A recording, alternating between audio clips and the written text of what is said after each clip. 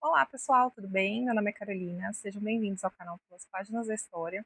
Hoje eu vou contar para vocês a história de uma lenda urbana que nasceu no Rio de Janeiro colonial. Ela é uma figura cheia de mistérios e a lenda conta que ela assombra o centro histórico do Rio de Janeiro até hoje, soltando uma gargalhada assustadora nas madrugadas. O tema do vídeo de hoje é a Bárbara dos Prazeres, também conhecida como a Bruxa do Arco de Teles. Mas antes de começarmos a história, já deixa um like logo agora no início do vídeo, assim o YouTube entende que o meu conteúdo é relevante para você e recomenda para mais pessoas. Não se esquece também de se inscrever no canal, porque o canal é novo, mas eu estou postando vídeo toda semana. Então, se você gosta desse tipo de conteúdo, dá essa moralzinha aqui pro canal, de se inscrever, ativar o sininho de notificação para ficar por dentro sempre que sai vídeo novo por aqui. E fica à vontade também para indicar nos comentários novos temas que você queira ver por aqui também. Agora, sem mais enrolação, bora pro vídeo.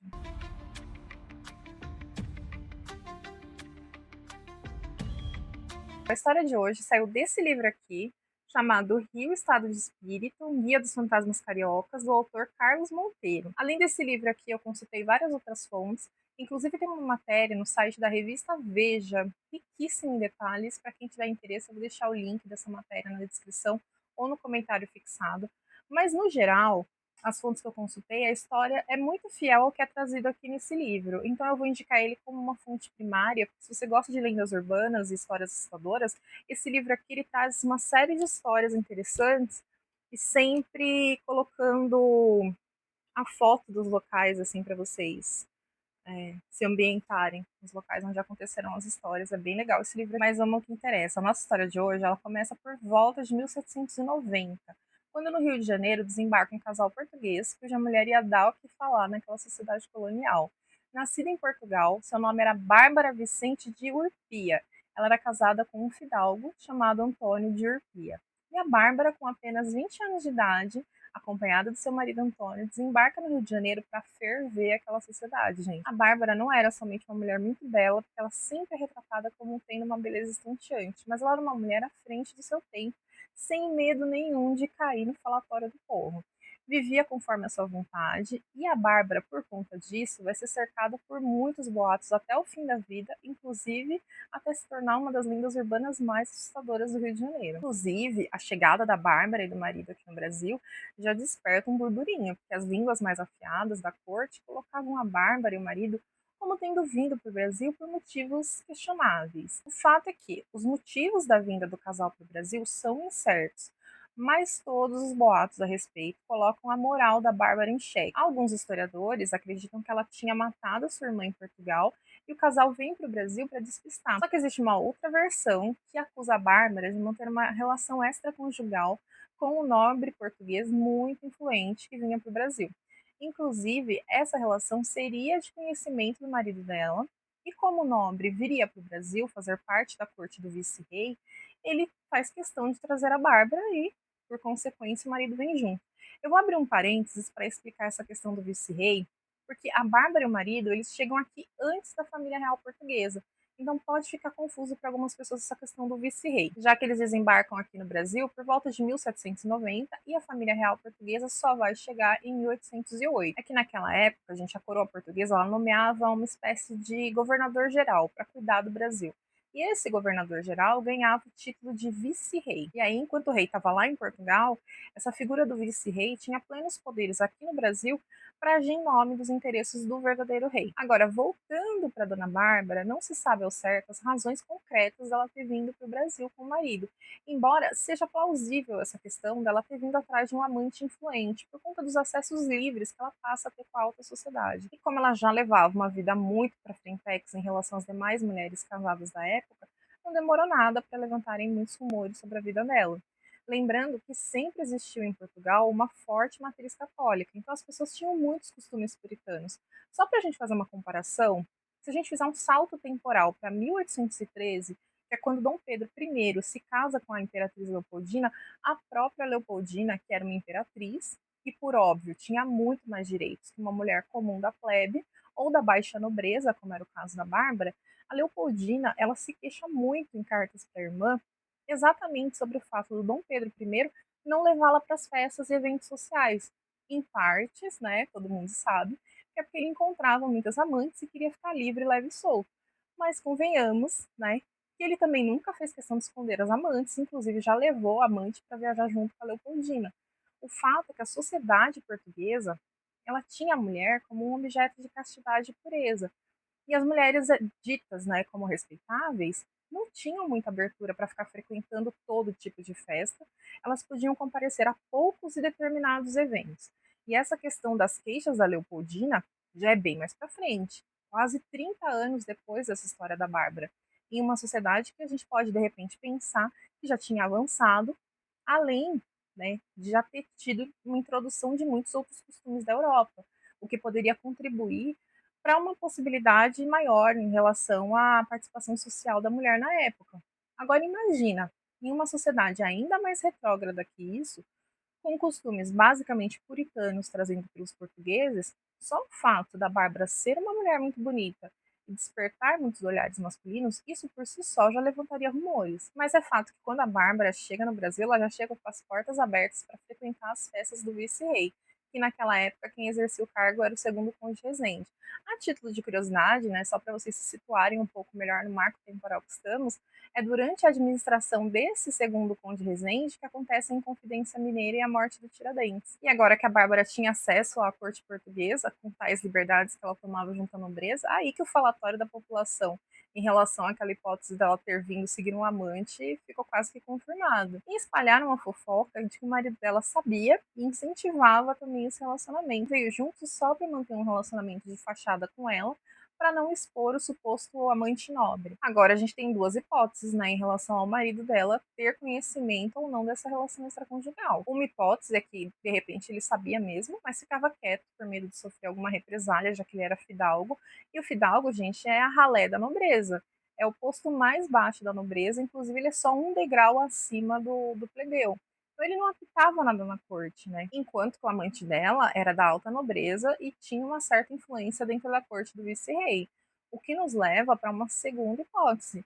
Justamente por ele não ter direito de reivindicar nada, caso ele fizesse algum escarcéu em relação a esse amante da Bárbara, ele poderia, na melhor das hipóteses, acabar com a honra manchada e com as portas fechadas para fazer negócios e se tornar mal visto na corte. Só que também nunca foi levantado um possível nome desse amante, então dependendo da hierarquia de poder que esse amante tinha, se de fato ele era alguém muito influente na corte do vice-rei, de repente ele poderia mesmo fazer muito mais estrago do que só manchar a honra do Antônio de Urpia. Então, de uma forma ou de outra, era melhor ele ficar quieto e continuar aproveitando a vida boa e os acessos que ele tinha à nobreza. Só que essa vida de nobre que o Antônio de Urpia estava levando não seria muito longa, porque ele vai acabar morrendo apunhalado enquanto ele dorme. Com quem queria dormir, gente? Com a Bárbara. Mas a Bárbara não foi acusada de nada. Que a Bárbara, desde que chegou no Brasil, ela se envolveu com a nobreza e a alta sociedade da época. Então, ela tinha boas amizades para, por exemplo, evitar que se fizesse uma investigação formal. E o que aconteceu é que um homem escravizado foi acusado e, como punição do crime, ele foi enforcado. Ficou por isso mesmo. E por que será que o marido dela morreu, né, gente? Agora a Bárbara estava viúva, herdeira e desimpedida para viver com o homem por quem ela estava apaixonada. Só que esse romance, ele gera um grande problema para Bárbara. Ela não se importava com a opinião dos outros, gente. Mas adivinha por quem que ela estava apaixonada? Por um homem negro livre. Ele já não era mais escravizado porque tinha comprado a sua carta de alforria.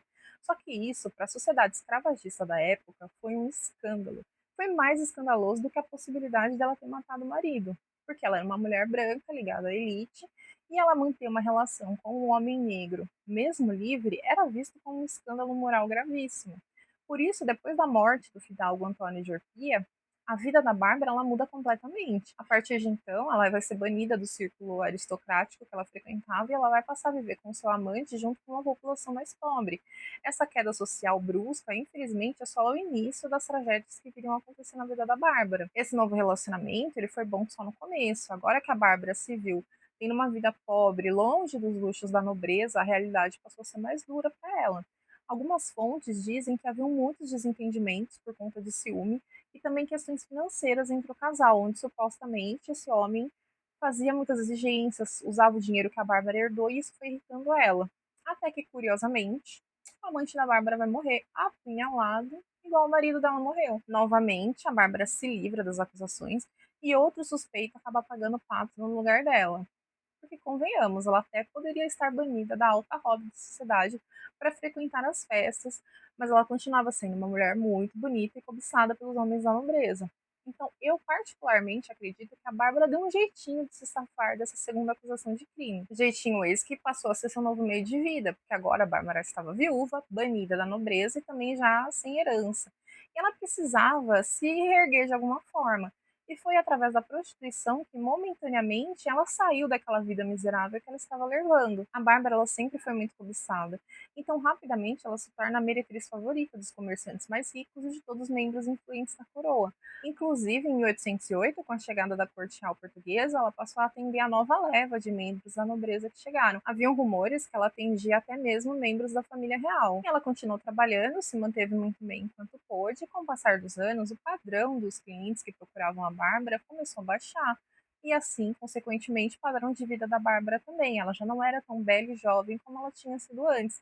Inclusive, naquela época, a exposição às doenças era uma coisa absurda. Havia pouquíssima noção de higiene e nenhum saneamento básico, além do desconhecimento também em relação às doenças sexualmente transmissíveis. Algumas fontes dizem que ela havia contraído doenças como a sífilis, a hanseníase, que na época ela era conhecida como a lepra, e até a varíola. E o tempo passa, né, gente? É natural. Ela era uma jovem belíssima, mas o tempo foi passando e somando a vida difícil que ela levava e as doenças que ela teve, o tempo acabou castigando bastante a Bárbara. E por volta de 1825, acontece um conflito armado chamado Guerra da Cisplatina.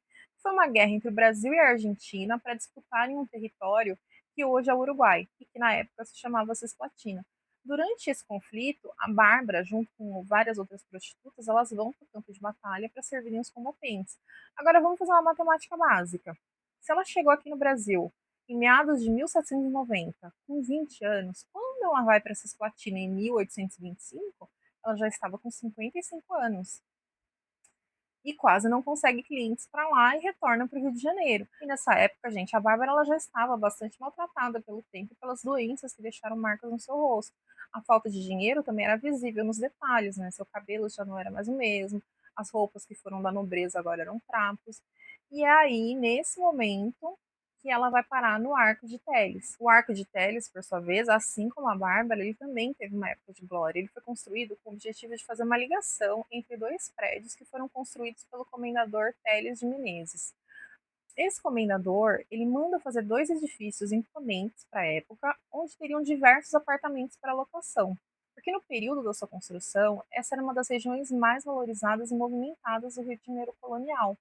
E o arquiteto responsável pela construção, ele sugere que fosse feito um arco entre os dois prédios, porque não podia eliminar uma passagem que tinha ali e dava acesso ao comércio. Então, esses dois prédios, eles passam a ser conectados pelo arco, que ficou popularmente conhecido como Arco do Teles, lembrando que Teles era o comendador dono dos prédios. Mas aquele coração econômico da cidade não duraria muito tempo. Houve um incêndio no local que começou no primeiro andar de um dos prédios e se espalhou de forma generalizada. E muito rapidamente, depois da degradação dos prédios, a área ali no entorno ela foi se tornando cada vez mais boêmia e decadente. E o Arco de Teles passou a ser um reduto da prostituição e da malandragem da época. E é dessa forma que a Bárbara encontra o Arco de Teles em meio à decadência de ambos. Porém, eu vou abrir um parênteses aqui, porque eu encontrei algumas fontes que diziam que a Bárbara ela foi trabalhar no Arco de Teles assim que ela fica viúva, aí ela se reergue e sai de lá. Outras fontes dizem que ela continuou se valendo da boa relação que tinha com os nobres, fez uma vida boa, e quando ficou mais velha, que é essa segunda versão que eu estou contando agora para vocês, aí sim ela vai parar no Arco de Teles. Bom, eu particularmente acredito mais nessa segunda versão, porque as prostitutas que tinham ali no Arco de Teles, elas eram mulheres procuradas pela população pobre. Então a Bárbara, no auge da sua beleza, não faria muito dinheiro ali.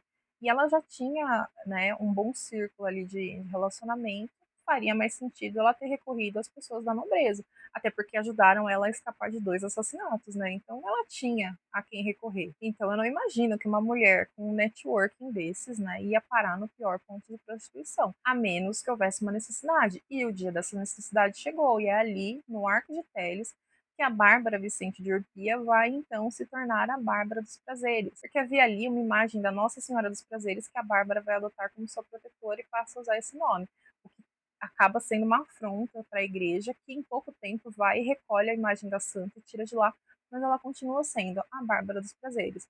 pode ser pelo nome da santa, pode ser pela sua atividade laboral também, né? Tem essa possibilidade. E é assim que começa a sua lenda como a bruxa do Arco de Teles. Assim começa o grande reza-lenda. As histórias sobre o fim da sua vida dizem que nessa época ela estava muito inconformada com a ação do tempo, com as marcas que as doenças deixaram no seu rosto. Principalmente porque ela já estava definhando na miséria sem conseguir clientes. Mesmo ali no Arco de Teles, ela não estava conseguindo ninguém porque as pessoas achavam que a sua aparência estava assustadora. Então a Bárbara ela recorre a um feiticeiro para tentar recuperar a sua juventude.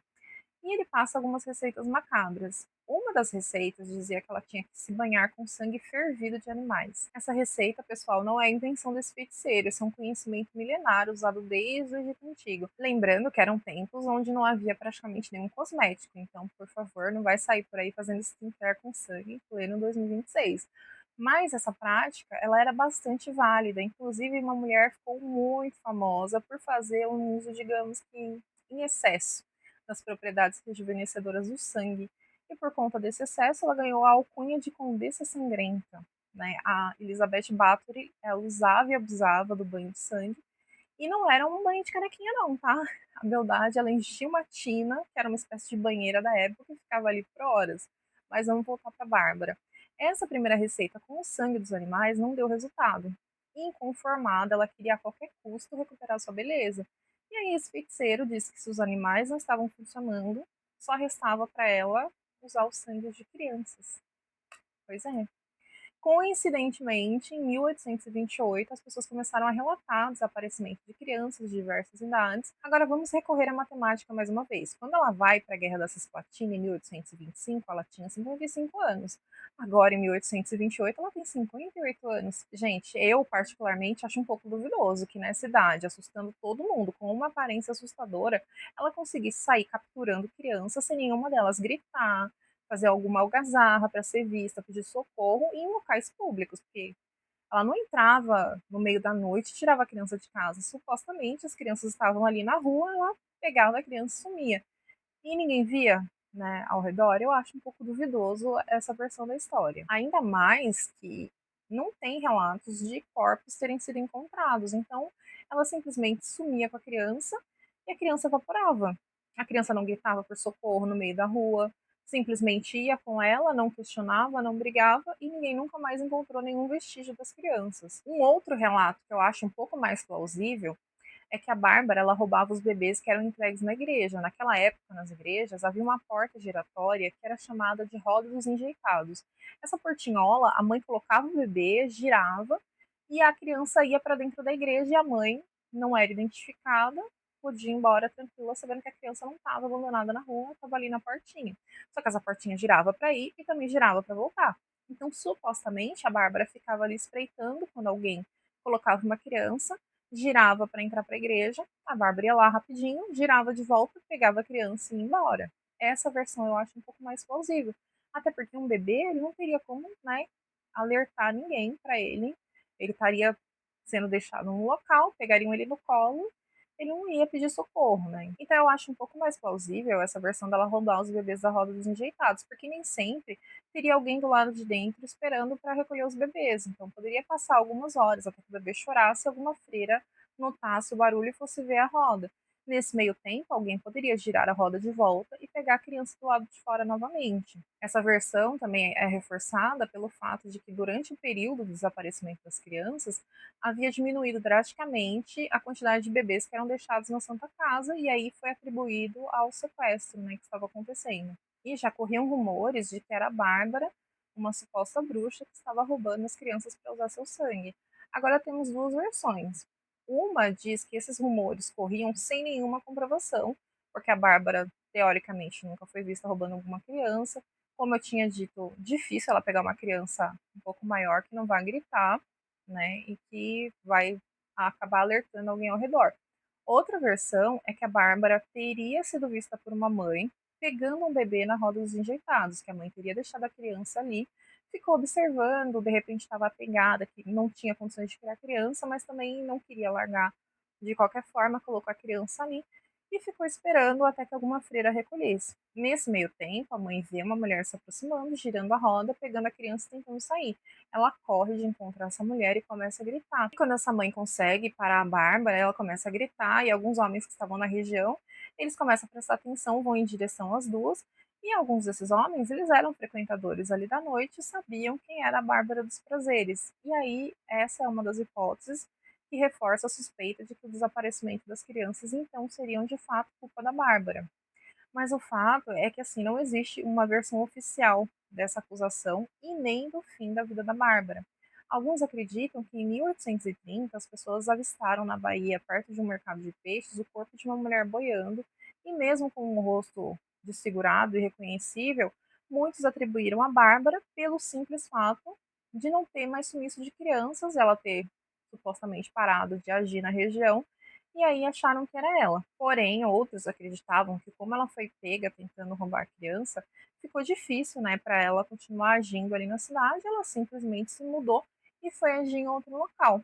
Agora eu convido vocês a algumas reflexões, porque tudo pode ter acontecido, inclusive nada. A Bárbara, de repente, pode nem ter sido a culpada dessas ações, primeiro porque parece que muita coisa caiu na conta da Bárbara sem nenhuma comprovação. Por exemplo, como que a população sabia que ela roubava para usar o sangue? Porque convenhamos, se de fato ela recebeu esse aconselhamento de um feiticeiro, eu acho difícil que ela saísse espalhando essa técnica de beleza e contando que ela estava roubando as crianças e para que ela estava roubando as crianças. Então, assim, do absoluto nada, as pessoas atribuíram à Bárbara o sumiço das crianças e esse sumiço, sem dúvida, era para fazer um ritual macabro. Né? Fica um pouco difícil de acreditar. E outra coisa, a assombração que é atribuída a ela, partindo do princípio que vamos acreditar que o local é mal assombrado e ouvem-se gritos ali, muito antes da Bárbara chegar, houve um incêndio no Arco de Teles e algumas pessoas morreram. E depois, com a decadência da região, ali virou um local frequentado pela prostituição, por mendigos e por todo tipo de pessoa que buscava ocultar alguma atitude também. Então podemos imaginar que muitas outras pessoas morreram ali entre a data do incêndio, que foi 1790, até a data da Bárbara chegar ali para trabalhar, que é 1828, muita coisa aconteceu, gente. Nessa lacuna de tempo, eu não tenho a menor dúvida que o que não faltou ali foi gente desencarnando por doença ou pela famosa morte matada. A própria Bárbara, ela buscava proteção na Santa Nossa Senhora dos Prazeres por medo de atuar ali e acabar sendo morta por um dos clientes. Então, se vamos imaginar, né, que existe um fantasma ali, fica difícil definir que esse fantasma é a Bárbara, porque sem dúvida nenhuma ela não foi a única pessoa que sofreu naquele local.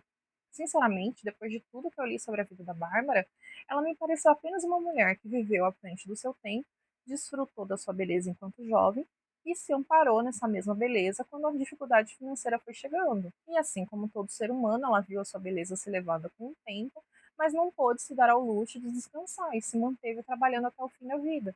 De fato, a única coisa surreal que eu encontrei na vida da Bárbara, convenhamos, é como que essa mulher sobreviveu a sífilis, varíola e lepra em pleno Brasil colonial. Só para lembrar vocês que não existia nem banheiro, né? Todo mundo tinha o seu piniquinho, ele enchia e ele era descarregado na rua. Então, como que ela doente, vivendo na miséria, circulando em uma rua cheia de dejetos e bactérias, conseguiu sobreviver não a uma, mas a três doenças que dizimavam as populações? Então, se fosse para acusar essa mulher de bruxaria, eu acho que é muito mais plausível que a acusação se baseasse no fato dela ter sobrevivido a tudo isso do que ao desaparecimento das crianças. Porque quantas crianças desapareceram de fato? Eu não consegui encontrar um registro oficial desses desaparecimentos. Aí será que esses desaparecimentos de repente não tinham uma outra razão? De repente um serial killer que atuava na época e não foi investigado? De repente uma histeria coletiva que pode ter gerado essa percepção de que foram muitos desaparecimentos, quando de repente uma criança foi morta e para despistar a pessoa lançou essa fake news? A própria diminuição de bebês na roda dos enjeitados. Quantas grávidas davam à luz simultaneamente para o lugar viver cheio de bebês, gente? Ao meu ver, a Bárbara ela se safou dos crimes que ela realmente cometeu, mas acabou entrando para a história com uma série de acusações que foram atribuídas a ela com base na crendice popular. E se você quiser conhecer mais sobre essa história, o livro que eu indiquei no começo do vídeo é esse daqui, que é o Rio Estado de Espírito, um Guia dos Fantasmas Cariocas, do autor Carlos Monteiro. Agora me diz você nos comentários, o que você achou dessa história? Você acha que a Bárbara de fato era uma bruxa que se banhava com o sangue das crianças? Ou ela foi julgada por ter vivido fora dos padrões da sociedade até o fim da sua vida? Bom, pessoal, espero que vocês tenham gostado do vídeo. Para quem ainda não deu um like, não se esqueça de clicar aí no botão e também de se inscrever no canal. Deixe nos comentários o que você achou da história e sugestões para os próximos vídeos e até a próxima!